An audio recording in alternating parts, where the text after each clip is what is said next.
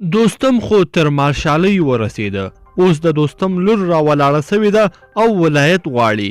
دا چې د دوستم لور تازه سوې دي له اشرف غني څخه یې څه غوښتلي دي دلته یې له موږ سره په دغه ویډیو کې کتلی شئ. درنو لیدونکو سلام، وخت مو په خیر. د عبدالرشید دوستم لور راهیله دوستم وای ولایت غواړم.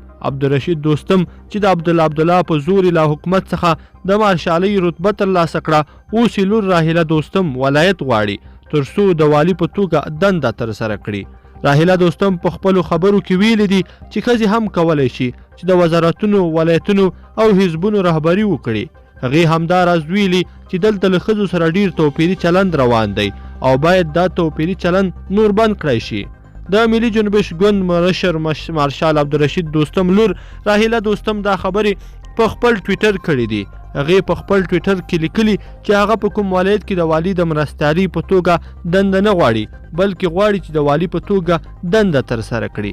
راهیلې دوستم په خپل ټویټ کې همداراز لیکلي دي چې دلته ښځو ته د دویم جنس په توګه کتل کیږي او دا چاره باید ونه شي. نوموړي دا خبرې وروسته له هغې ولیکل چې کابینې پریکړه کړې ده چې ټولو ولایتونو ته د والي د مرستیالې په توګه یوه ښځه معرفي کړي. یو شمېر ولایتونو ته ځینې ښځې د والیانو د مرستیالانو په توګه ټاکل شوي هم دي، خو د دې ښځو له ټاکلو سره سم پر دوی نیوکې هم زیاتې شوې دي. تر ډیره پورې خلک وایي چې دا د ولایتونو د مرستیالانو په توګه د ښځو ټاکل د وړتیا پر اساس نه دي روان. دوی وایي چې په ولایتونو کې د ښځو د مرستیالانو په توګه ټاکل ښه خبره ده، خو دا ښځې دي د اړیکو یا یوازې په دې چې ښځه ده نه ټاکل کیږي، بلکې د هر ولایت لپاره دي ښځه د هغې د وړتیا پر اساس وټاکلی شي.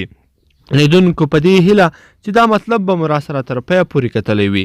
که مو ویډیو خوښه شوې ویډیو لایک کړئ د سره او زموږ د یوټیوب چینل هم د تازه خبرونو لپاره د سره سبسکرایب کړئ. تر بلې ویډیو پورې ښه وخت.